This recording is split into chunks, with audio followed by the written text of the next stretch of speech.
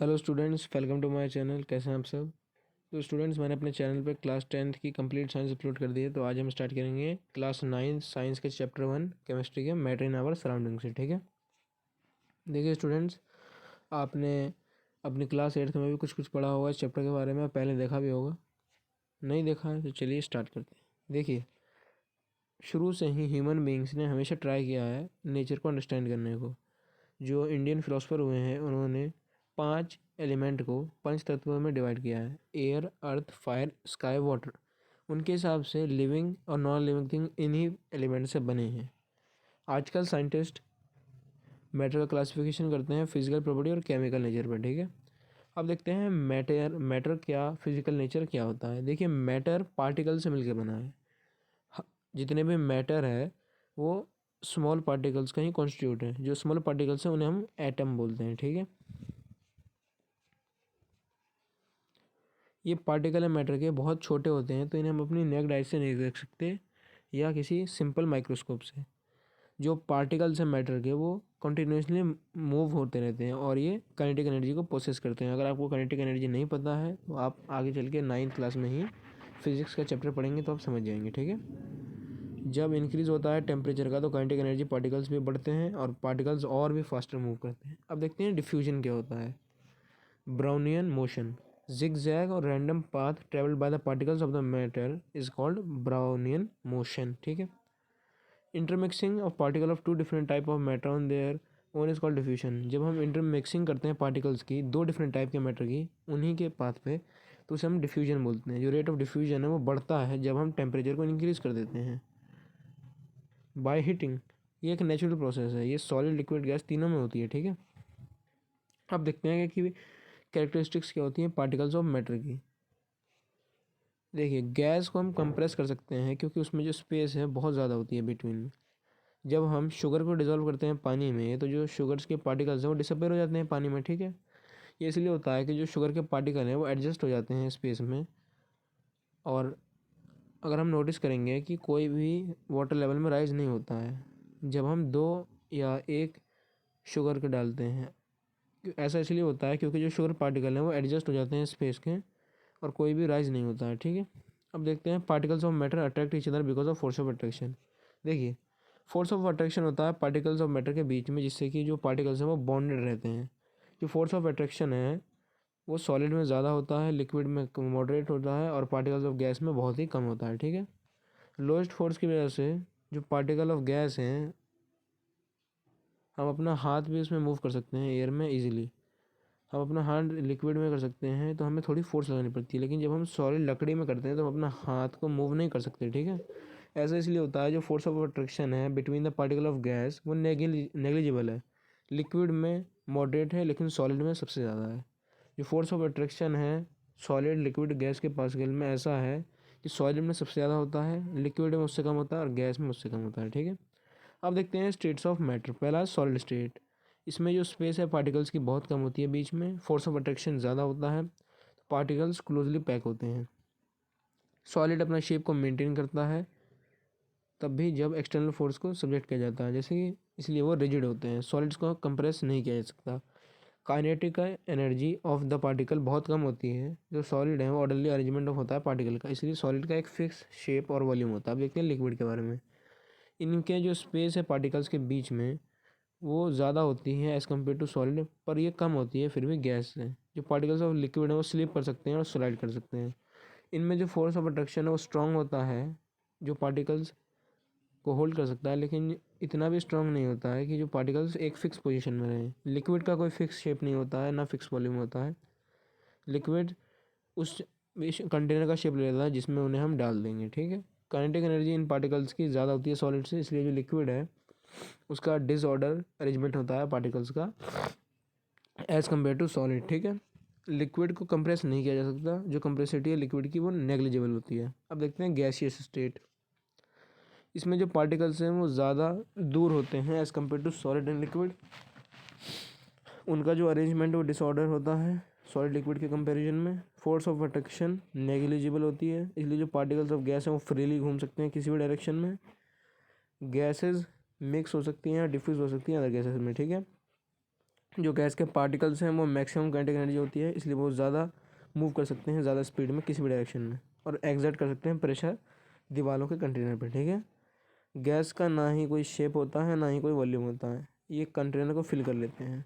Gas को compress किया जा सकता है, जैसे कि एलपीजी सिलेंडर हम यूज़ करते हैं होम में, और सीएनजी सिलेंडर यूज़ करते हैं व्हीकल्स में, ठीक है। अब देखते हैं change of state of matter. ये फिनोमेना है कि हम एक स्टेट ऑफ मैटर से दूसरे स्टेट ऑफ मैटर में जा रहे हैं और फिर उसे ओरिजिनल स्टेट में जा रहे हैं, इसे बोलते हैं inter conversion of states of matter.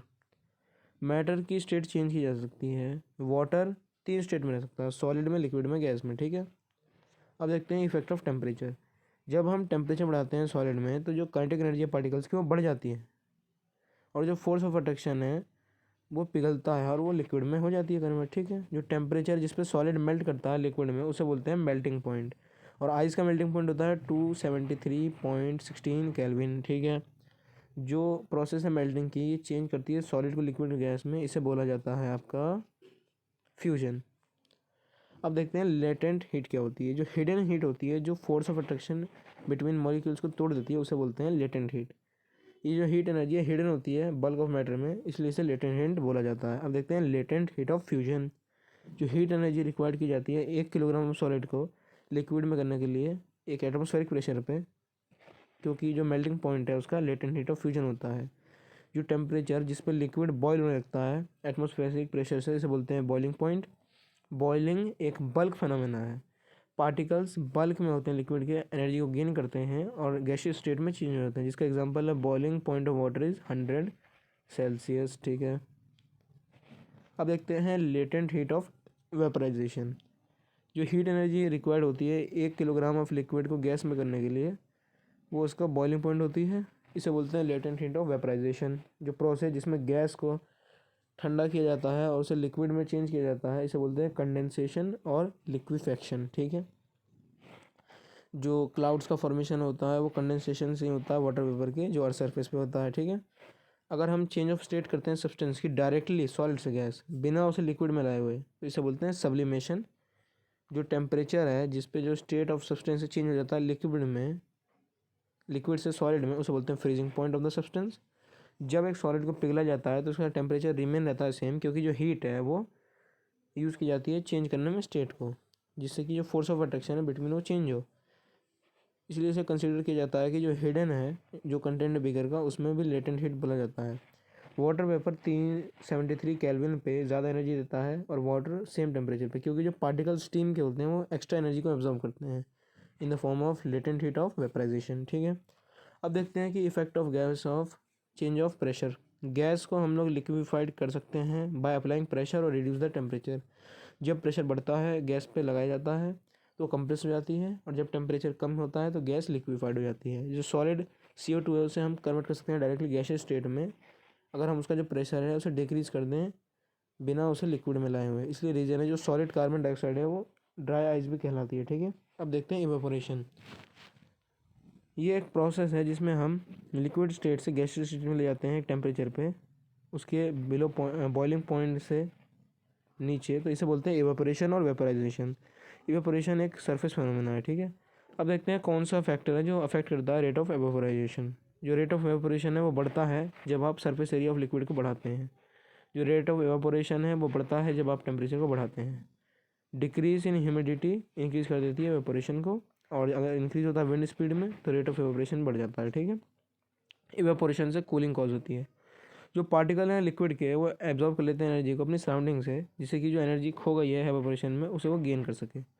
ये एब्जॉर्प्शन ऑफ एनर्जी सराउंडिंग से सराउंडिंग को कोल्ड बना देती है। बाद में साइंटिस्ट ने बताया कि जो 5 स्टेट ऑफ मैटर है या 5 फेज ऑफ मैटर है वो solid, liquid, gas, plasma and the Bose Einstein constant है, ठीक है। प्लाज्मा को देखते हैं। ये एक स्टेट होती है जिसमें सुपर एनर्जेटिक और सुपर एक्साइटेड पार्टिकल्स होते हैं। ये पार्टिकल्स आयोनाइज्ड गैस के फॉर्म में होते हैं। द फ्लोरोसेंट ट्यूब और न्यून साइन बल्ब्स कंसिस्ट होते हैं प्लाज्मा के, ठीक है। अब देखते हैं Bose Einstein constant. Indian physicist Satyendra Nath Bose ने एक स्टडी बनाई थी 5th स्टेट ऑफ मैटर की।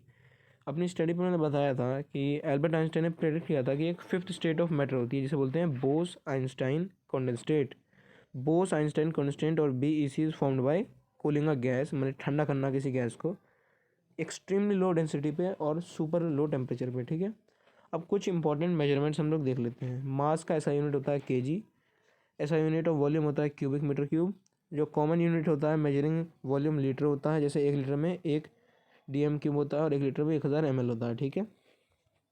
केल्विन टेम्परेचर की ऐसा यूनिट है, और 0 डिग्री सेल्सियस होता है 273.16 केल्विन, ठीक है। और हम अपने कन्वीनियंस के लिए 0 डिग्री सेल्सियस के लेते हैं 273 केल्विन, ठीक है। जब हम डेसिमल को राउंड ऑफ करते हैं तो जब हमें चेंज करना पड़ता है टेम्परेचर को केल्विन से सेल्सियस में, तो हम 273 माइनस करते हैं, और जब टेम्परेचर को हमें सेल्सियस से केल्विन में करना पड़ता है तो हम 273 ऐड कर लेते हैं, ठीक है। एटमॉस्फेयर ATM ये यूनिट है measuring the pressure exerted by a gas. जो प्रेशर की यूनिट है वो पास्कल है, PA, और एक एटमॉस्फेयर होता है 101325 पास्कल, ठीक है।